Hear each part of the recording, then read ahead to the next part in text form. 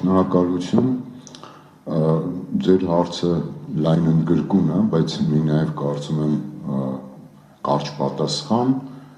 ճիշտ հակառակը, այն ինչ որ մենք տեսել ենք այս վերջի տարիներին այս իշխանության վարքագծով, այսինքն սուտ, կեղծիք, իրավիճակի ձևախեղումներ և վախի մթնոլորտում առաջնորդություն։ Եթե ընդհանուր ձևակերպի կարելի է շարքը շարունակել։ Ես օրինակ մեր ծրագրի մի դրույթ եմ ուզում հիմա հնչեցնեմ, որ իբրև ինքը փոքր այսպես ոչ էական է, բայց կարծում եմ իմ խորին ամենակարևոր դրույթներից մեկն է, որ պետական բարձրաստիճան պաշտոնյան, եթե սուտ ու կեղծիք է տարածում, ապա այդ արարքը պետք է քրեականացվի։ Սա ամենակարևոր մոտեցումներից մեկն է։ Իսկ ընդհանուր առմամբ չեմ կարծում, որ որևէ քաղաքական ուժ պիտի լինի, որ գա խոստումների մեջ սնկվար բաներ խոստանա, մենք ականատեսը լինում ենք նախընտրական փուլում, ասենք քաղաքական ուժերը, որոնք ունեն լիբերալ գաղափարախոսություններ կամ այսպես ազատական տնտեսական կարգի մոտեցումներ դառնում են ամենահուժկու սոցիալիստը կամ գաղափարախոսություն չունեցող այսօրվա իշխանական քաղաքական ուժն էլ փորձում է խոստանալ ամեն ինչ բոլորին, հետո անում է ոչինչ որևէ մեկի համար։ Մեր մոտեցումը, եթե կար ձևակերպեմ, անվտանգ և մրցունակ պետության գաղափարն է, որին մեր նախընտրական ծրագրում կարծում եմ համաչափ մի սուարում տված է, բայց ամենակարևոր գաղափարը հետևյալն է, որ պետություն է, որ այդպիսին է, ինքը այն բացարձակ ձևն է, որով հնարավոր է ապահովել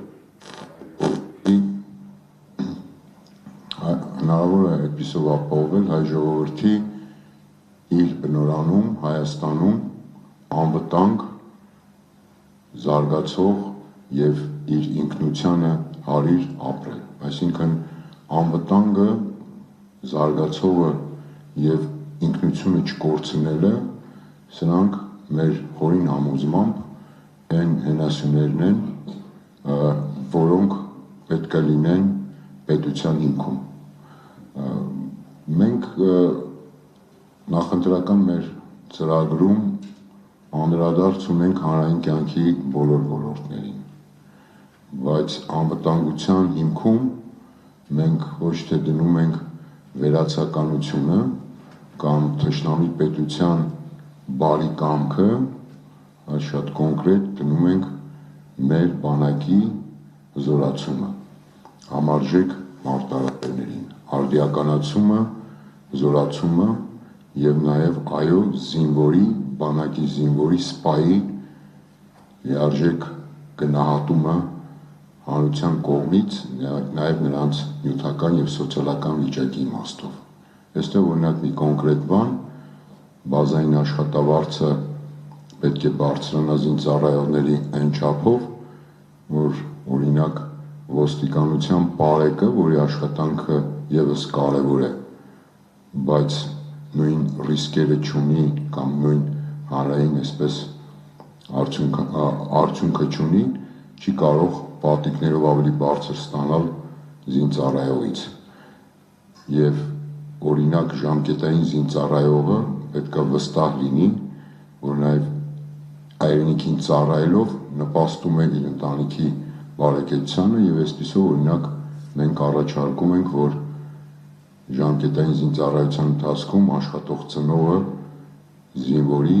ավելի քիչ եկամտահարկ վճարի, ասենք օրինակ 10%-ային կետով ավելի պակաս, քան գործող դրույքաչափն է։ Անդրադարձ կա նաև բնականաբար սոցիալական պետության գաղափարախոսությանը, այստեղ մի կարևոր արձանագրում պիտի անենք, այս իշխանությունը ամեն օր գրեթե խոսում է գիտելիքահեն տնտեսությունից, կրթության կարևորությունից, գիտեք, հետո մեկ-մեկ մոռանում են, ասում են, որ աղքատությունը հայ մարդու ուղեղումը հետո նորից անդրադառնում են, որ պիտի աշխատանքով հաղթահարվի աղքատությունը։ Մեր կոնցեպտը շատ պարզ է, աշխատող մարդը չպիտի լինի աղքատ,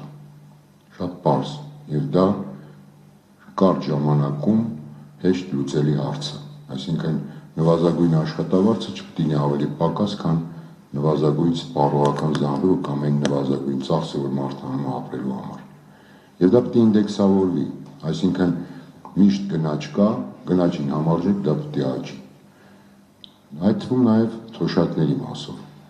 Կենսաթոշակները ևս պետք է լինեն արժանապատիվ եւ մենք նախատեսում ենք, որ 50%-ով լիարժեք հնարավոր է բազային կենսաթոշակը ավելացնել եւ կենսաթոշակի բոլոր չափերը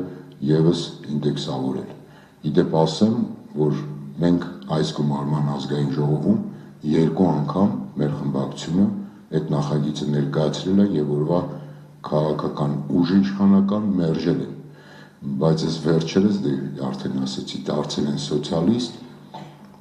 եւ իրենք արդեն խոսում են այդ ինդեքսավորման մասին ավելի խանդավառ, քան որ ասենք նախագիծ բերած քաղաքական ուժներ։ Կարևորը նաեւ կրթությունը,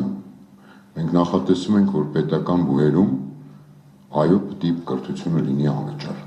Այո դրա տակ կան ֆինանսական հաշվարկներ եւ լիարժեք այսօր Հայաստանի Հանրապետության տնտեսությունը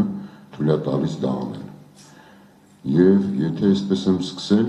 1-2 կարևոր հանրային կյանքի ոլորտներին ևս անդրադառնամ, որը մեր հանրության հետաքրքրում է, վստահ եմ, հարկային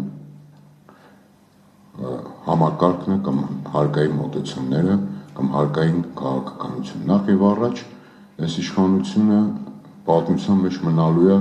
հարկային անորոշությունների, այսպես ասենք, ամենամեծ անորոշություններ ստեղծող ամենամեծ իշխանությունը եւ տարիները, բարբերաբար հարկային համակարգերի փոփոխություններ, բարբերաբար այսպես ստրեսային մոտեցումներ, հատկապես փոքր ու միջին բիզնեսի համար։ Մենք պարզ բան ենք ասում ենք, որ փոքր բիզնեսը այն հարկերը, որ վճարում է, ամբողջությամբ վճարելուց հետո պիտի վերադարձվի փոքր բիզնեսին։ Միջին բիզնեսի համար դիսահմանվեն տարածքային եւ նաեւ ոլորտային որոշակի չափանիշներ եւ ըստ այդմ մասնակի վերադարձ։ Փոքր ու միջին բիզնեսը այո աշխատանքը խթանելու, ինքնազբաղվածությունը խթանելու, սեփական քրտինքով ընտանիքի բարեկեցությունը կազմակերպելու հիմնական ուղղությունն է մեր երկրում։ Պակաս կարևոր չի նաև գյուղատնտեսությունը։ Գյուղատնտեսության մասով ևս մենք նախատեսում ենք, որ պետությունը պետք է համարժեք սուբսիդավորում իրականացնի,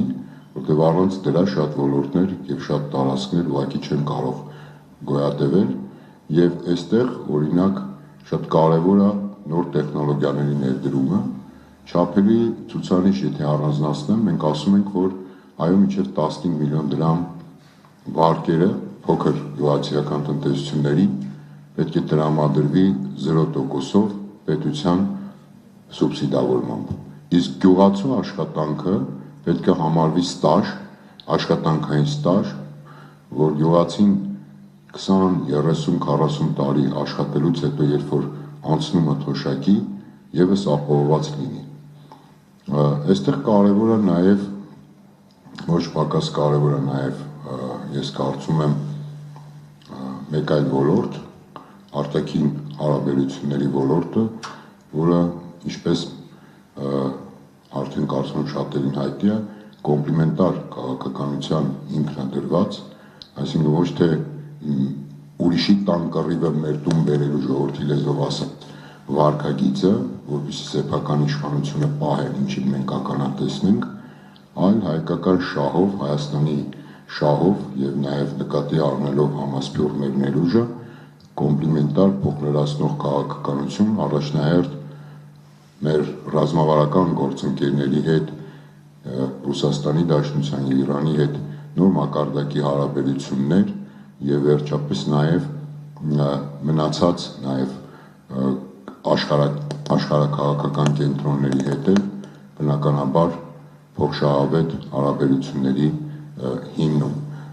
բայց սա երբեք չի նշանակում, որ պիտի հակադրվեն այդ շահերը, ինչպես հիմա մենք տեսնում ենք եւ շատ անգամ մեր հիմնական խնդիրները նաև այդ շահերի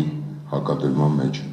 Կարծում եմ երևի այսքան թույլ տանք նաև գործընկերները խոսեն, հետո եթե լրացումներ կլինի,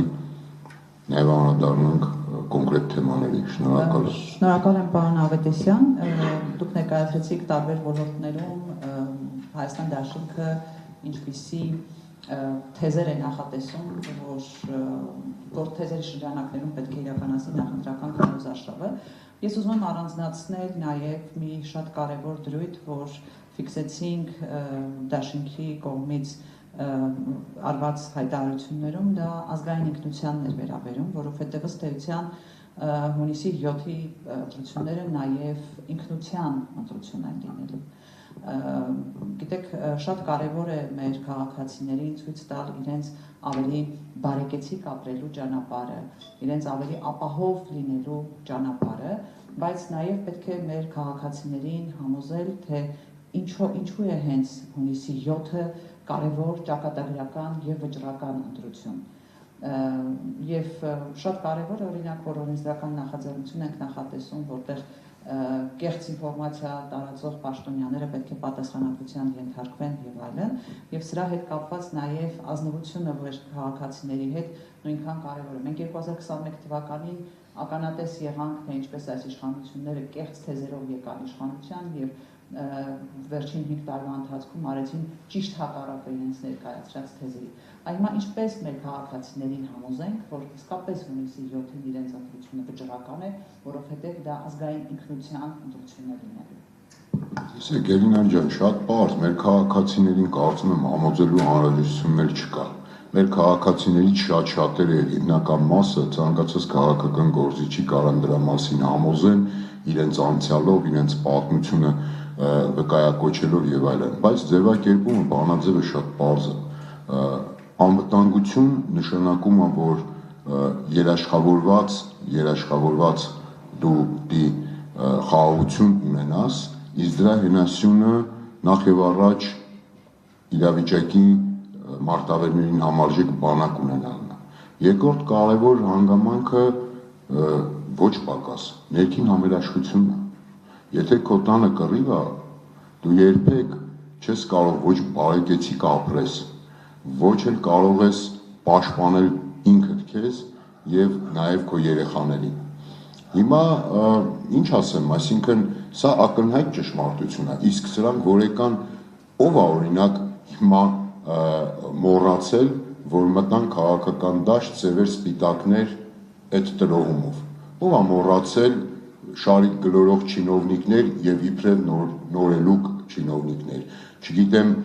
թալանչի բիզնեսմեններ, լավ բիզնեսմեններ, ամեն ինչ, այսինքն այս ինչներ են ինչներ, հետո սկսեցին տարածքային տարբերակումներ, արցախցիներ, Հայաստանի քաղաքացիներ եւ այլն եւ այլն, եւ սա մենք բսկտված այս հանրությունը այո մեր անվտանգության հիմնական մարտահրավերներից է, սա երկրորդ եւ երրորդ ինքնությունը մեր, այսինքն առանց մեր ընտանեկան արժեքների, առանց մեր ավանդույթների, ինչպես մենք կարող ենք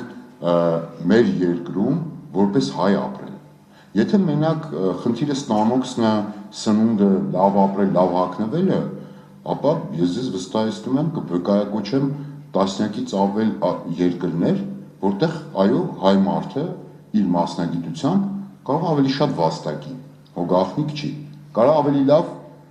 կենցաղային պայմաններ ունենա, ավելի լավ այսպես կենցաղային միջավայր, բայց ինքնությունը հայ ապրելու, հայ մնալու մեր ինքնությունը շատ պարզ ձևակերպում ունի, դա վերացական չի, այսինքն մեր լեզուն է, հայոց լեզուն, մեր մշակույթը, հայ մշակույթը, հայ առաքելական սուրբ եկեղեցին, մեր կրոնը, մեր դավանանքը, որը ուզում են նաև մեր ձեռքից խլեն հիմա, եւ ինչու ոչ, մեր ընտանեկան արժեքները, այսինքն դուք տեսեք, այն ինչ ես թվարկեցի, այսօր կոնկրետ համալիր կերպով թիրախավորված պետական համակարգը փոխանակ պաշտպանի այս հենասյուները մեր երկարաժամկետ անվտանգ եւ մրցունակ ապրելու ուղղակի թիրախավորված է այս կամ այն կերպ թաքնված կամ ուղիղ Սա է եւ այո ինքնությունը, մեր ինքնության պահպանումը, մեր ներքին համերաշխությունը եւ այո մեր ուժը որպես բանակ դրանք այսպես որևէ կերպ չեն կարող մեկը մյուսին հակադրվել կամ որևէ կերպ դրանցից մեկի բացակայությունը չի կարող երկարաժամկետ իրական խաղաղություն ապահովել։ Շնորհակալություն պարոն Անանյան, ուզում էիք արձագանքել։